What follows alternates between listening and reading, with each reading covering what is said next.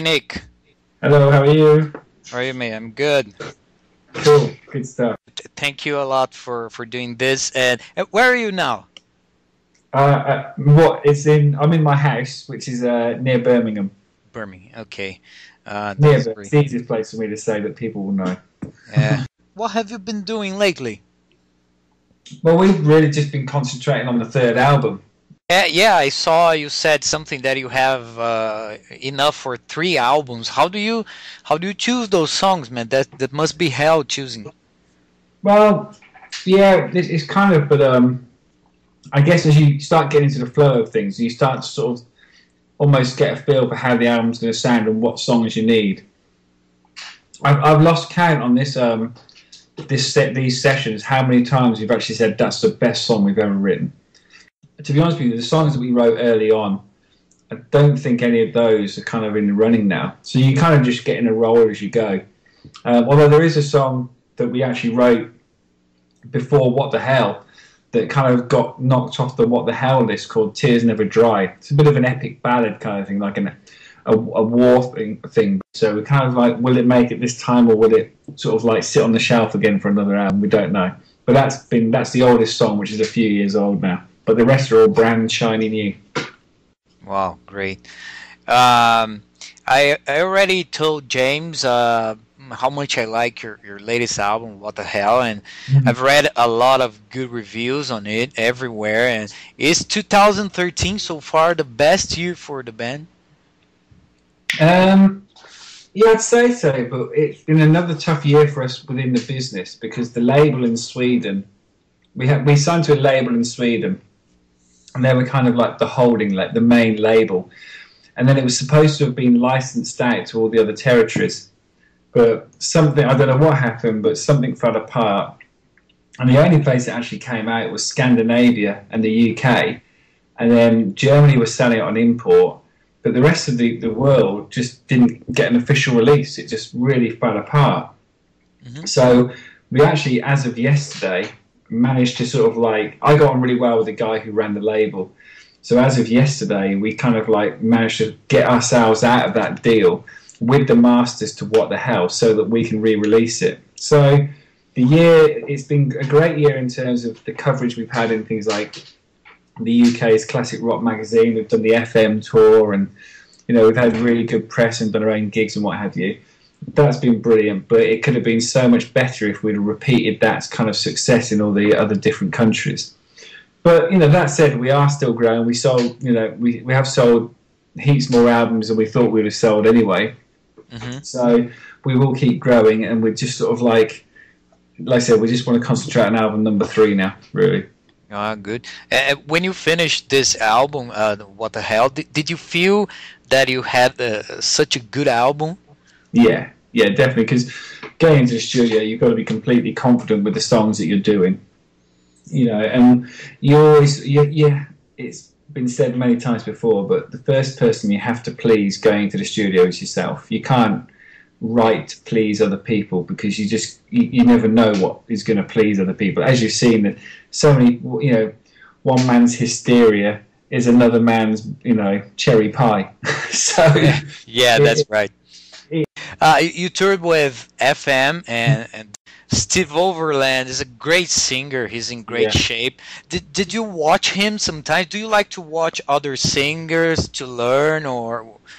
Yeah, it was kind of like, we always caught their sound checks, and we didn't catch all their gigs every night. But I was obviously speaking to Steve whenever I saw him at the gigs as well, and sort of seeing what he does before going on stage, which is actually gargles TCP. I don't know if you have TCP over there in Brazil. It's like an antiseptic kind of thing. Okay. And it stinks, but apparently he just gargles that for 40 minutes before going on stage, and just does some warm-ups. Whereas before I go on stage, I just let out a few, whoa, and I'm done. That's it. Because I'm a believer in the Bruce Dickinson school of thought, where I read an interview with him years and years and years ago, where he says about he doesn't really warm up because he thinks the voice is like a car and you've only got a certain amount of miles on the clock. So why would you want to do it to just a couple of bare walls when you've got to, do it to people? I see. And which ones are your favorite? I mean, your favorite singers? Singers, oh, see, that's a list. If I start going from inspirational wise, what got me wanting to sing in the first place is Joe Elliott from Def Leppard. Ah, okay.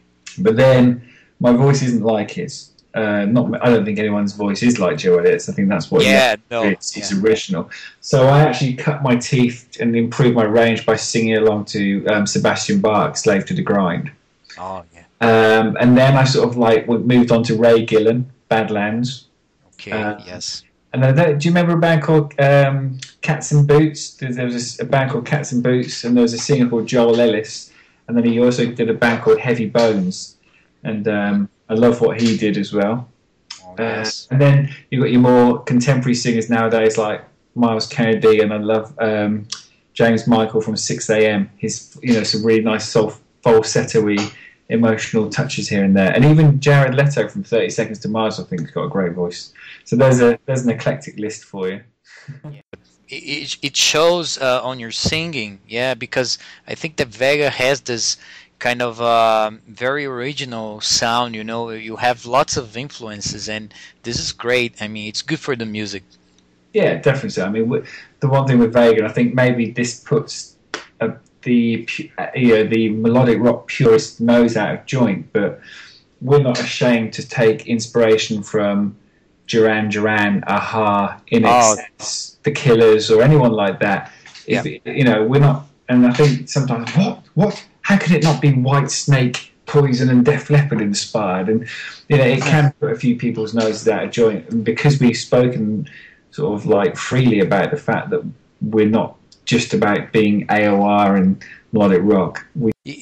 What you're doing is great because you kind of open some people's minds, because there's always some band that we start listen and you say, hey, they're doing something different. It's strange, but I like it, and then you start to like it, and there you go. I guess it's for Vega. It happens, Yeah, you can't.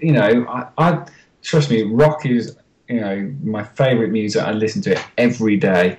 There's not an hour that goes past probably where I'm not listening to some sort of rock music. You've got to add different flavors to it, and that's what we try and do. Jim will use different keyboard sounds. I'll sing in a different way, and we won't sing about broken hearts on a boulevard of broken dreams or whatever in the lyrics. We're trying to sort of vary that up as well, and we're just trying to do things different. Yeah, I mean, I guess you're lucky these days. Their bands, they sound so alike, so I guess you're lucky. And I'd rather have someone have a strong opinion about it, it's like love or hate it, rather than they're all right. Because a band that you just think they're all right, they're never going to go anywhere, because you need people that passionately like the band, and the only way you're going to get that is by having people that passionately hate the band. Yeah, so, otherwise you can be average, and you don't want that. How did you start singing? How old was I? Well, it was around. I guess it was around the time when Hysteria. I mean, 1980s, the year 1987, because you had Hysteria, The Final Countdown, Whitesnake, 1987. Slippery When Wet was just what had not long come out as well. Then you had Guns N' Roses' Appetite for Destruction. There was no way you were not going to be inspired to do something like music, like rock music at that time, if you were sort of like if that was put in front of you. So I guess I just started singing along to those things around that time, in loads of bands at school and with friends and stuff.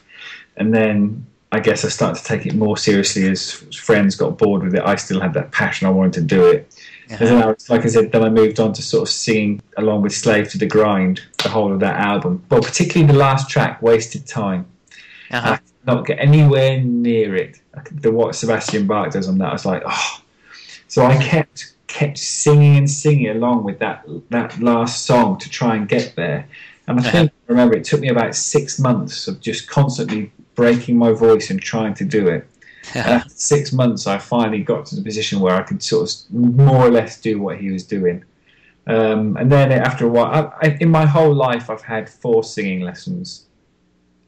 Wow. There we go.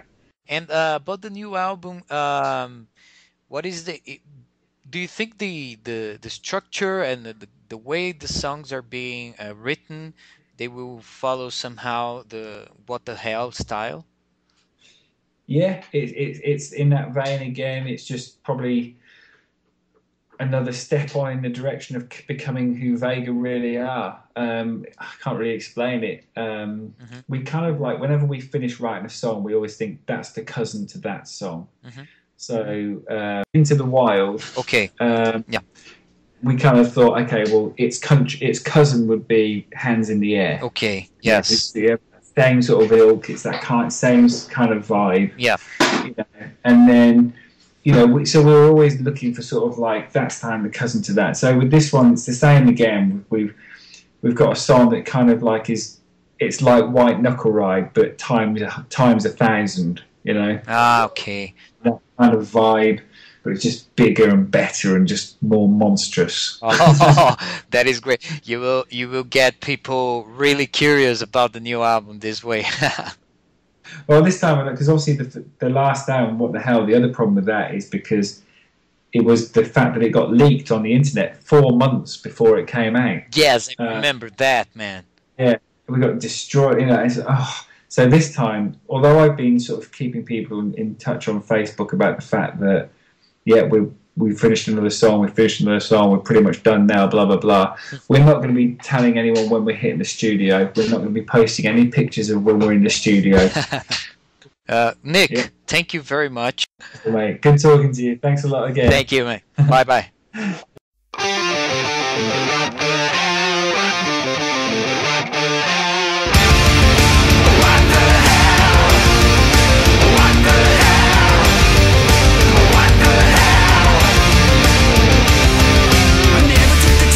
Took the hit. I never